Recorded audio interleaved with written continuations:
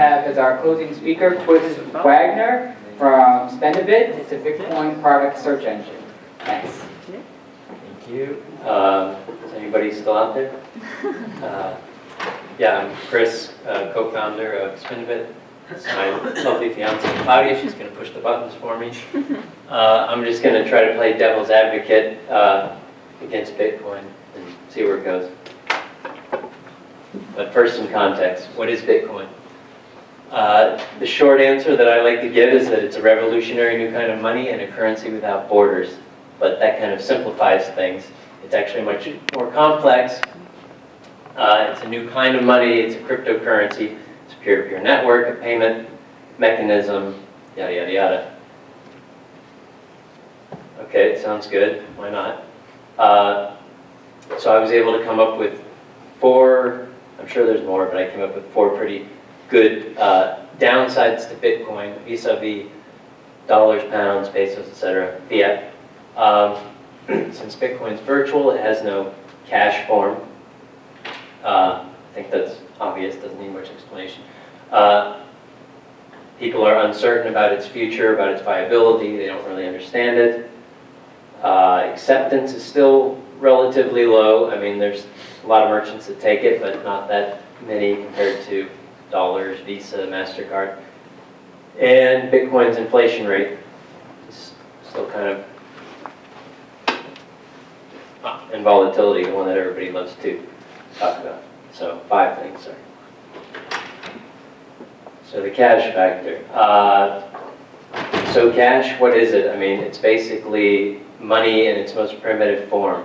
I guess it depends on which kind of money you're talking about. And since Bitcoin is a new kind of money, there's not really a cash form. People may talk about Cassius coins or whatever, but those are, it's kind of a derivative. So what are the advantages to cash? You don't need technology to transfer it. You don't need a card, you don't need a payment network, you don't need an internet, etc. Less third-party risk than, you know, credit cards and bank accounts and such, although that doesn't necessarily apply to Bitcoin. And of course, cash offers the best privacy or anonymity compared to other forms of payment. Uncertainty. People don't really know what Bitcoin is. It's property bubble. It's currency. Depends on which branch of FedGov you talk to. They'll tell you it's something different. So it's a new thing, so people don't know that they're uncertain about it. And also everybody's used to the existing system. Most people have lived their entire lives under, at least in the United States, under the dollar system, which has been the same system since 1971, and even prior to that, it looked basically the same. So, acceptance. So there are thousands of businesses that take Bitcoin, and I can tell you, we at Spendabit have hundreds of businesses alone listed, but it's still quite small compared to any other large economy. Most people have never passed a storefront that says Bitcoin accepted here. There's a few of those, but everybody's seen, you know, Visa, MasterCard, Twitter, etc. And you know, CoinMap has a lot of businesses, but same thing. They're just not that many. Inflation. So somebody posted to Reddit recently that Bitcoin's inflation rate just passed 10%. Just a few weeks ago, which is a kind of milestone, but it's still roughly at 10%. It's slightly less, meaning, but 10% is actually quite a bit compared to, at least before this age of money printing, it's actually quite a bit compared to national currencies. And just as an example, the US M2 money supply, I don't know how economically savvy people are here, but M2 money supply there are different measures of money supply, but M2 is kind of the broader measure that includes bank accounts and cash and yada yada. So that grew at a rate of only 6.3% year over year from September. And just in general, 10% inflation is considered to be pretty high, although, in speaking price inflation, of course, that's assuming the government's actually tell the truth about that. Volatility, the one everybody loves to talk about. And I'm just going to go on a little tangent here about this understanding Bitcoin's volatility. So how do we know Bitcoin is volatile? Well, I would say because the price fluctuates wildly from month to month, sometimes even during the day. How do we know that how do we measure that price? We measure it in dollars. So how do we know it's not the dollars that are volatile? Well, because we see the prices of everything else around us in dollars, and those don't fluctuate too much, so it must be Bitcoin's price that's volatile. So that's true, but I just bring up this point because it's interesting to think about in the future. If Bitcoin is not volatile, we may not be measuring it in dollars because dollars might not be so stable. So is there any good reason to bother with Bitcoin? Does it have any virtue? Well, I think it's probably not going to replace the current regime anytime soon, but meaning within the next few years. But what's interesting is that at least 4 of the problems I came up with actually will tend to go away as time goes on, assuming the current trend sort of continues. First of all, the longer Bitcoin exists, the lower the inflation rate will be. That's part of its design. I don't know how familiar, how many people knew quite a bit about Bitcoin? How many people owned Bitcoin before today?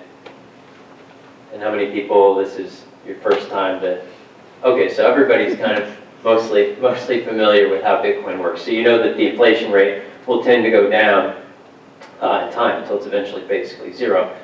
And uncertainty will tend to diminish just because as people get more accustomed to things, they tend to get used to, warm up to them, so to speak.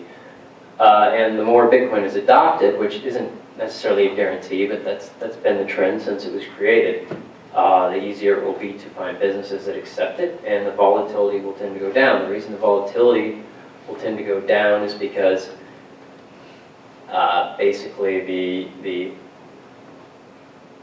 the volatility of a market is proportional to the size of it compared to its potential size. So Bitcoin's actual size is very small. I think it's less than 5 billion today. Its potential size, I mean, if you can compare it just to the currency of Argentina, for example, I think the last time I looked that up, I don't know if I mentioned my fiance's from Argentina. The last time I looked up their money supply, it was something like 10 to 20 times bigger than Bitcoin's. And, Argentina's a medium-sized country, but Bitcoin's a worldwide phenomenon. So, the cash thing is still kind of, maybe that one we won't solve so easily. Maybe, I'm sure someone will solve it, but I don't have a really good answer for you. But I also came up with 10 reasons real quickly to be excited about Bitcoin. As Roger Ver says, the Bitcoin Jesus, this is the first time in the history of the world that anyone can send money to anyone else, anywhere else in the world, at any time of day, for almost zero. It has a lower barrier to entry, which kind of goes hand in hand. It's the cheapest way to transfer money, at least across borders. It has no central bank. It's divorced from nation states, borders, nationalities. Its money supply is limited. It's open as an open source, as others mentioned here today. Anyone can look and see how it works and tinker with it and understand it. It's programmable. It offers better privacy than any other traditional payment network. Not better than cash, but better than credit cards or bank transfers. And it might be complex, but it's much easier to understand than the existing monetary regime. So why not? And a little bit about Spendabit. I don't know how many people here stumbled across it, but we're just a search engine for things you can buy with Bitcoin. So we're actually aggregating millions of products from hundreds of merchants. So if you come to spendabit.co and search for cookies, for example, you'll get, or iPhone 6, you'll get a number of results from, see here we have like 6 merchants at least listed there that offer something that matches. So that's what we do. We're planning to. We had some other things we're cooking up, but that's what we do so far. Is there anything else? Okay, thanks.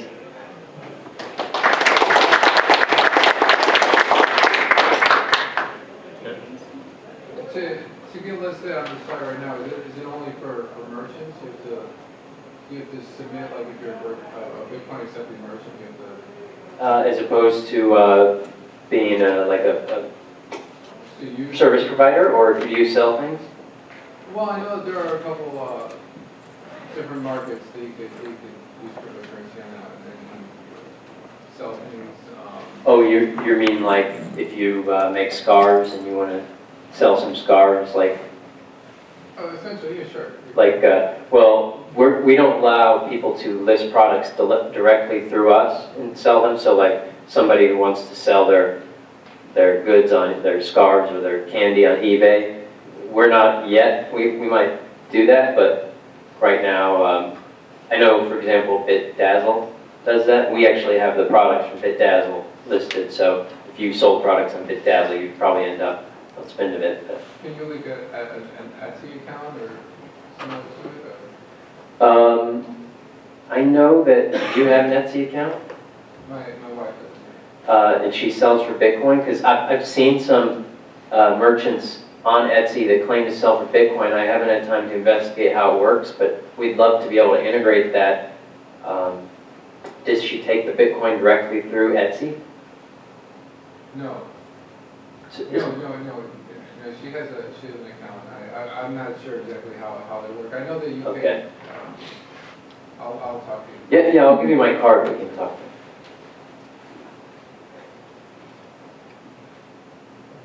All today? Okay.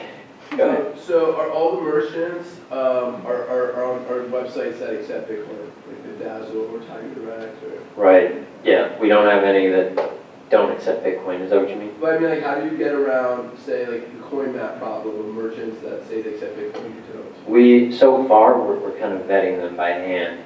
I mean, if they have, I guess if they can trick us if they have like a Bitcoin logo, but they don't really take it. If you see any on there that don't take Bitcoin, let us know. We've had problems like Newegg, when they first started taking, we didn't realize that their Newegg marketplace merchants don't. So we imported everything, and then we realized, uh-oh, we need to purge all this other crap.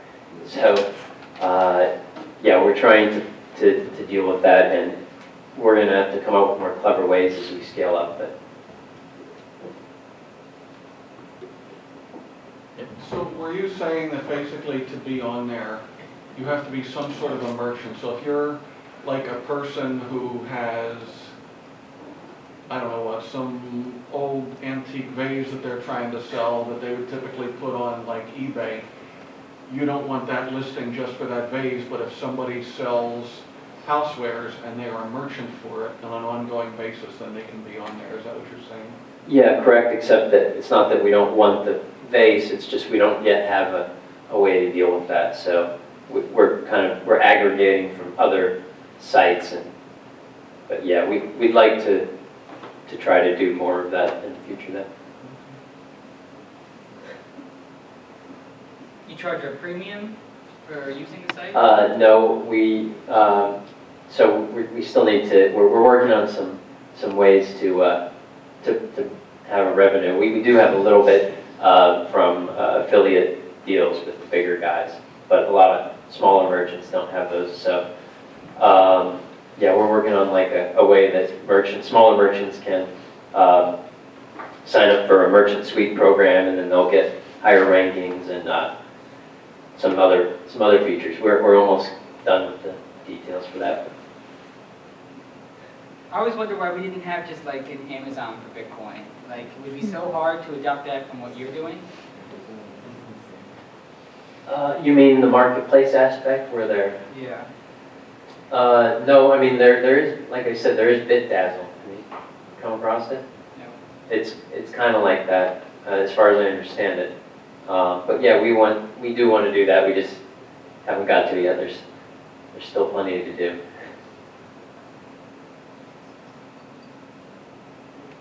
No? Thanks. Okay, thanks.